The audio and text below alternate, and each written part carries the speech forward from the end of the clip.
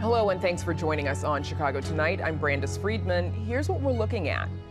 Senator Tammy Duckworth joins us from Capitol Hill to discuss the Epstein file fallout, cuts to foreign aid, and what Democrats need to do to win the midterms.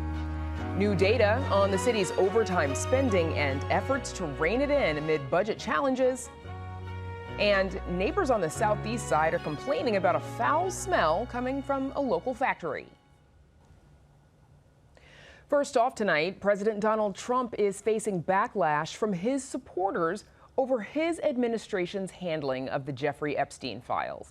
The fallout comes following congressional Republicans' success in clawing back funds from foreign aid and public media and the passage of the president's so-called Big Beautiful Bill. But Democrats are sounding the alarm on the impact of spending cuts. Here with more is Illinois Senator Tammy Duckworth. Senator, thank you for joining us. Thanks for having me on. So this morning, the president, during a sit down with Philippine President Ferdinand Marcos Jr., President Trump answered some questions about the Jeffrey Epstein files and a potential conflict of interest with Deputy Attorney General Todd Blanche. Here's a bit of that. I didn't know that they were going to do it. I don't really follow that too much. It's sort of a witch hunt, just a continuation of the witch hunt. The witch hunt that you should be talking about is they caught President Obama absolutely cold, Tulsi Gabbard. What they did to this country in 2016, starting in 2016, but going up all the way going up to 2020 in the election. They tried to rig the election, and they got caught. And there should be very severe consequences for that. Senator Duckworth, what's your reaction to some of what we just heard the president say? Well, he's trying to change a subject when, in fact, he's the guy who started the witch hunt. For years, Trump fanned the flames or simply invented some of the most chaotic conspiracy theories. Seems like either that habit is finally catching up to him, or maybe there really are files that he's listed in and he knows it. I mean, House Republicans are literally canceling votes this week and running away until September to help Trump sweep this under the rug, protect abusers, and avoid delivering the transparency that he promised the American people on the campaign trail. I don't know why they're acting so afraid over these files if they supposedly don't contain anything damning like Trump has claimed. So if there's nothing there, go ahead and release them. But let me tell you what I do know. I know that Trump was found liable for sexual abuse and convicted on 34 counts of paying hush money to a porn star. That's not a conspiracy. Those are just the facts about the criminal who lied his way back to the most powerful office in the world. And if there's nothing in the files, there's no reason to hide them, so let's release them. Additionally, Senator, because as you said, he pivoted from a question about the Epstein files to an alleged witch hunt around the election, but making some pretty broad accusations against former President Obama, as well as former Secretary of State Hillary Clinton, former President Joe Biden, with no proof.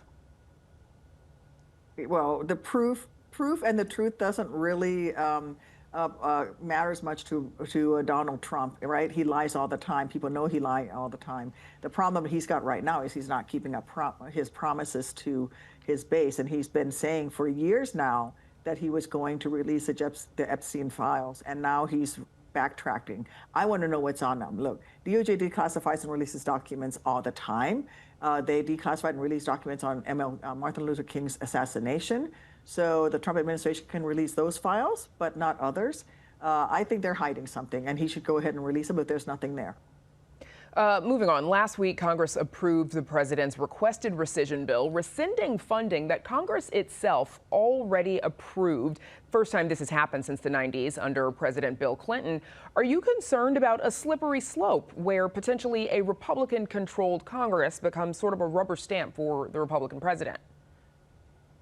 Oh, it's not a slippery slope. We're there. We're there already. You have Republicans who are basically doing whatever the president does, tells them that he wants them to do, even when it hurts their constituents. Remember that they just passed a piece of legislation that cuts funding for Medicaid, funding that in Illinois is going to mean about 500,000 Illinoisans are going to lose health coverage.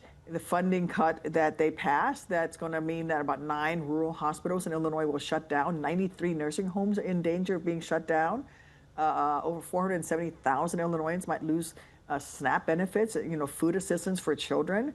Whether it's Trump's illegal funding freeze or him empowering unelected bureaucrats to take a chainsaw to our nation's budget, he's already doing it. And this Republican-controlled Congress, this House and Senate, are just rubber stamping whatever he wants to do. The rescission bill had also clawed back nearly $8 billion in foreign aid. The president promised to remake the country's approach to foreign policy and national security. How would you describe his approach to foreign policy thus far?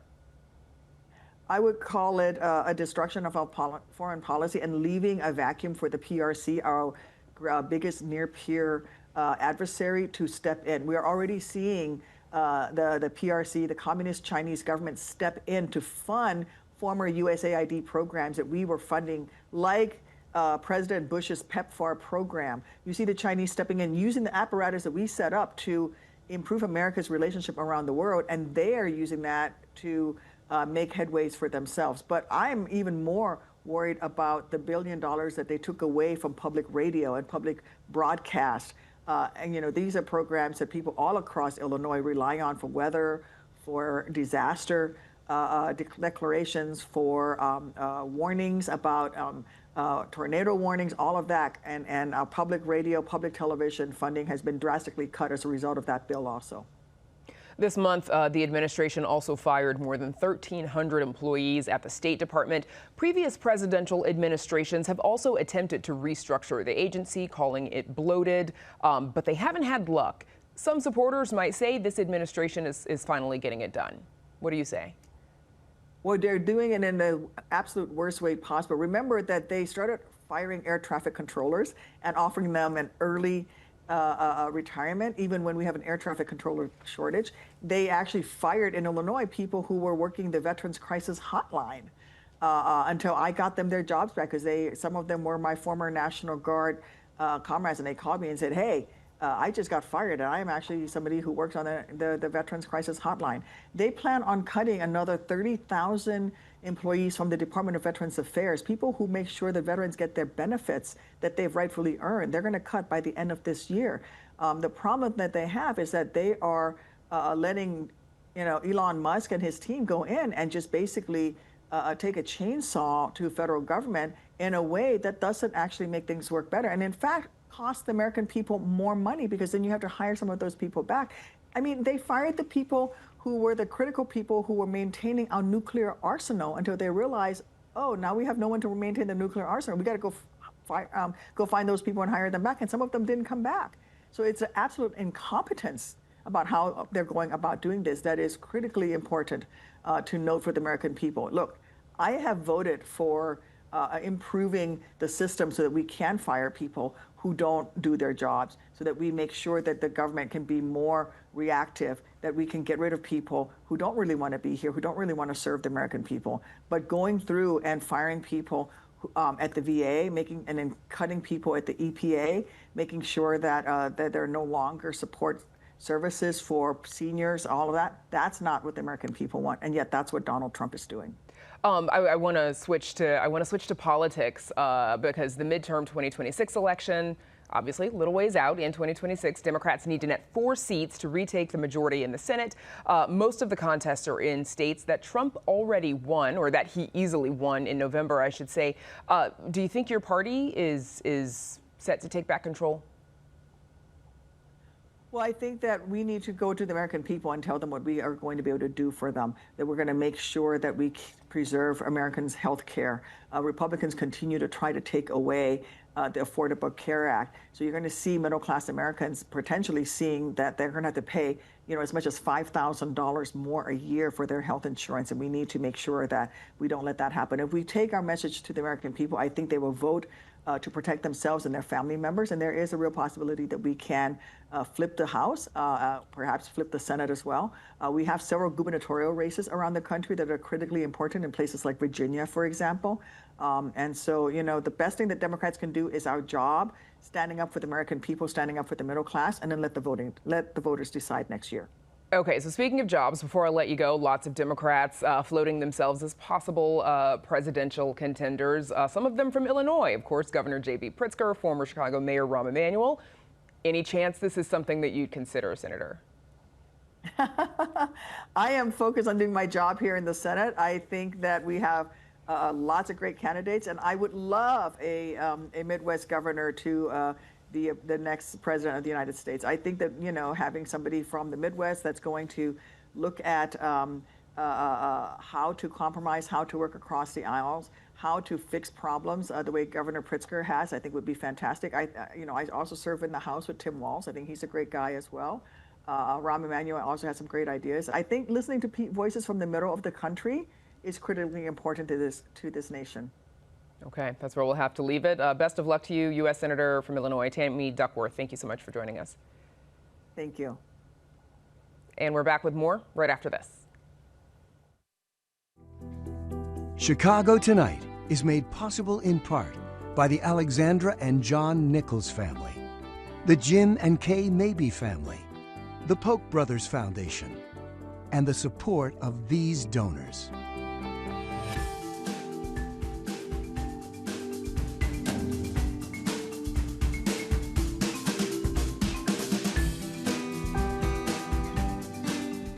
City of Chicago's financial condition is dire, but for the first time in 3 years, Chicago taxpayers spent slightly less on overtime in 2024, including for members of the Chicago Police Department. Here's Mayor Brandon Johnson reacting to the WTTW News analysis from our own Heather Sharon and Jared Rutecki. With pay increases and the normal cost of living, that's why that number has not been as pronounced and as realized. And so we're going to continue to do the necessary work to cut the cost of overtime, particularly with some of the large-scale events that we're having. We're not getting the full reimbursement of services. And, the city of Chicago has been a very generous city when it comes to attracting these large-scale events and the city covering these costs, but clearly that's not sustainable. 6% is a recognition that we're improving, but we certainly have a little ways to go. And Heather Sharon joins us now with more. Heather, so break the numbers down for us, please. How much did Chicago spend on overtime during 2024? In all, the city spent $511 million on overtime across all departments. More than half of that went to the Chicago Police Department, which paid officers $274 million to work beyond their regular shifts. Now, that is a reduction, as we heard the mayor say, of about 6.5%. And it is the first time that it has gone down in several years. But it is still 2.5 times the $100 million budget the city council gave the police department for overtime. And focusing on 1 year sort of doesn't tell the real story here. Since 2019, the city's spending on police overtime has doubled. The city is in a financial crisis, partly because of that spending. Okay, so less, but still over budget, and we know the city is facing a massive budget crunch. Can the city afford to spend this much on overtime? No, the big question is whether this will continue into 2025 and then, of course, into 2026, when the city is likely facing a budget deficit of more than $1.2 billion. Now, the city ended 2024 in the red, down $161 million, in part because the police department overspent its budget by a total of $200 million, in part because of overtime and the cost of resolving police misconduct lawsuits. Okay, so both Mayor Johnson and Chicago Police Superintendent Larry Snelling, they both promised to rein in that spending on police overtime. Why haven't they been able to do it? Well, it depends on who you ask. The police department has essentially 1,000 vacant positions, which means current officers have to work more hours to police the city. But there are real questions about whether the police department is staffed efficiently and deployed effectively. A study required by the consent decree is ongoing right now to answer those questions, and the city council members I've spoken with hope that study will give them ways to reduce this year after year spending. So what about other departments then? How do those departments compare to the police department? Well, the Chicago Police Department spent 3 times as much as any other city department. Now, the number 2 department was, as you might expect, the Chicago Fire Department. Now, it spent actually 4.5% more in overtime than it did in 2023 and 2024. So the police department doing a little bit better than its other public safety agencies. Okay, Heather Sharon keeping an eye on it for us. Thank you. Thanks, Brandis. And you can read Heather's full story on our website. It's all at WTTW.com/news.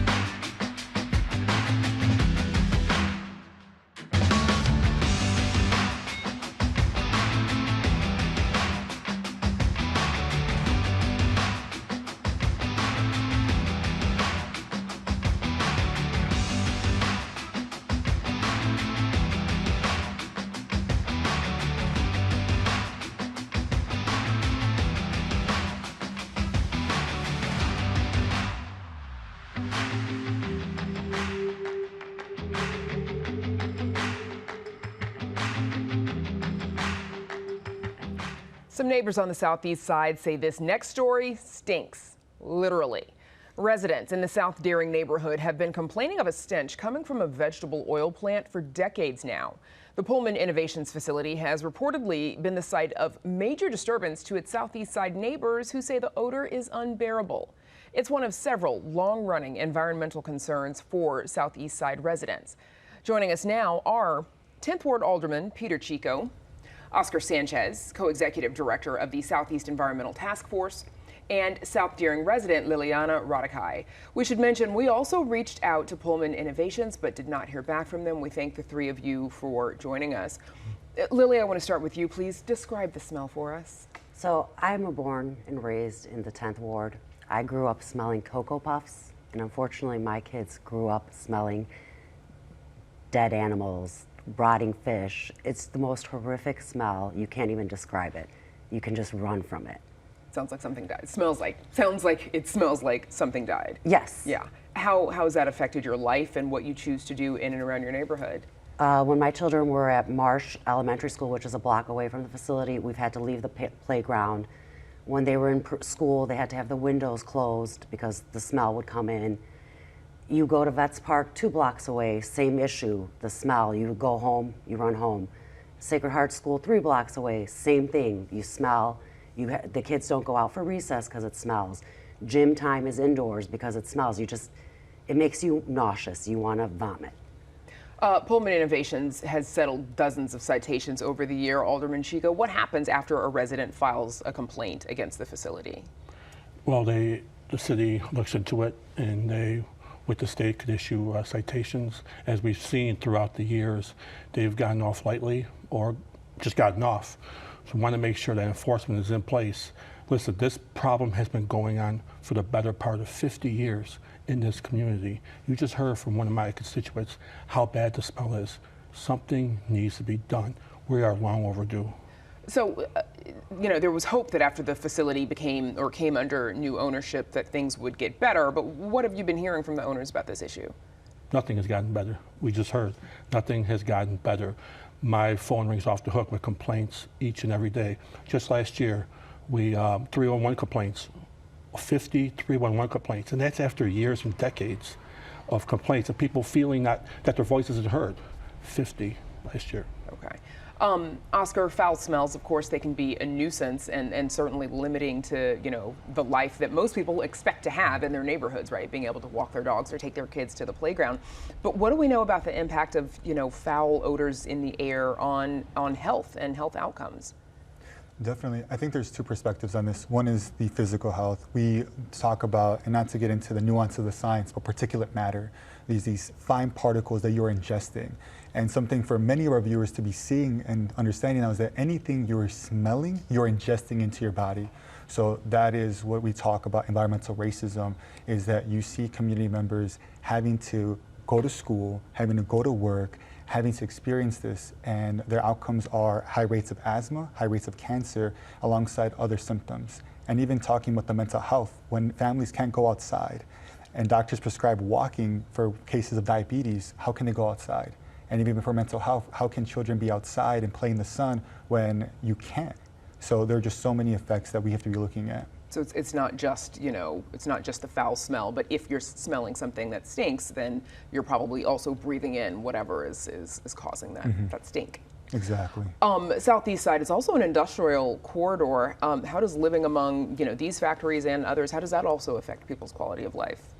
I really appreciate that question. I think at the end of the day, it's the quality of life that we're really fighting for as an organization, because as you see a constituent here talking about, you have our homes next to factories, you have schools next to toxic sites, you have communities breathing in these chemicals every single day, and you see with the statistics, you have 40% of community members making less than $40,000 as an income, but then 40% of community members also have asthma and cancer. You see the ripple effects showing and bleeding into the health of the community members, and it's a history of feeling sacrificed. Who are the community members? Who lives in South Deering and the communities around this facility? So I think, again, as I alluded earlier, we talk about environmental racism. The makeup of the 10th Ward is predominantly black and brown and working class community members.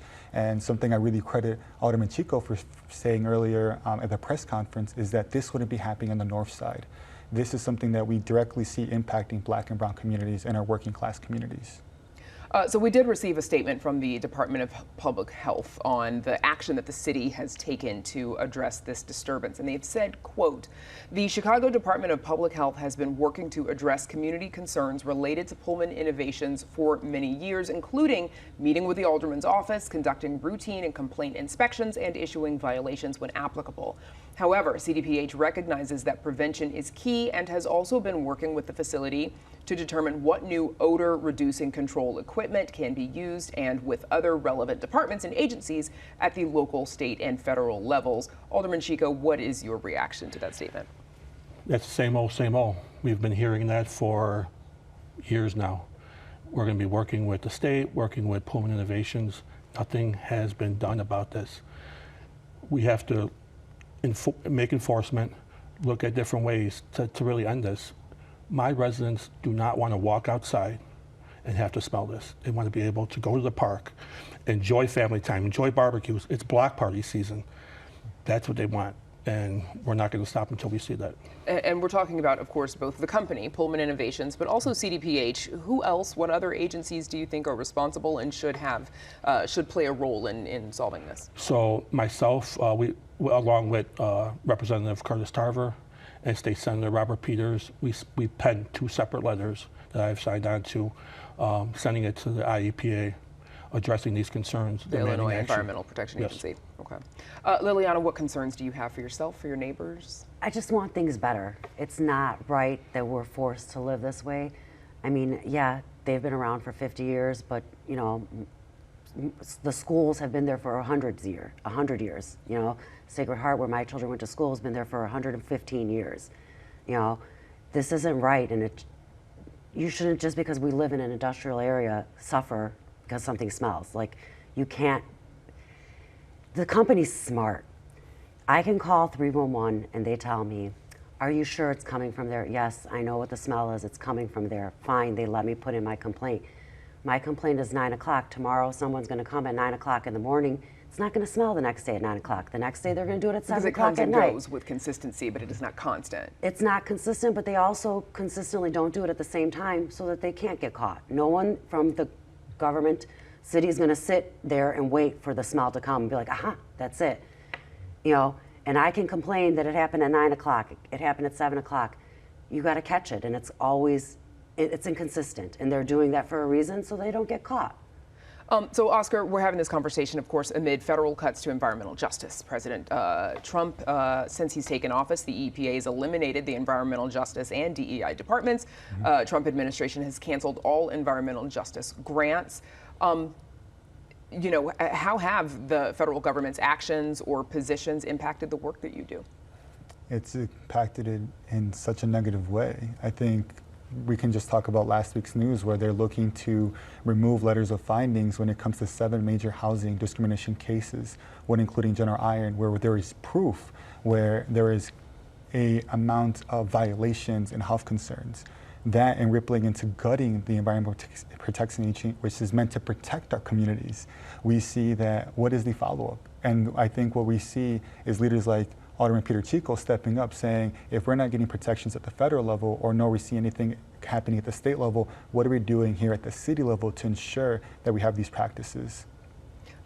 Alderman, we've got just 20 seconds left, but you've said that, you know, and Oscar brought it up as well, you know, if this issue were happening on the north side, it would have been resolved by now. Briefly tell viewers what makes you think that. How do you know that? Well, there's evidence of that. When something needs to be addressed up there, it's addressed. Mind you, this has been going on for 50 years. This smell's been going on for 50 years. That is ridiculous. I guarantee you, if this was up north, this would not be an issue any longer. Okay, that's where we'll have to leave it. Best of luck to all of you as you continue to address this issue. We'll have to leave it there. Alderman Peter Chico, Liliana Rodikai, and Oscar Sanchez. Thanks, everybody. Thank you. Thank you. And that's our show for this Tuesday night. Be sure to sign up for our free email newsletter, The Daily Chicagoan, at WTTW.com/newsletter. And join us tomorrow night at 5:30 and 10. Now, for all of us here at Chicago Tonight, I'm Brandis Friedman. Thanks for watching. Stay healthy and safe, and have a good night.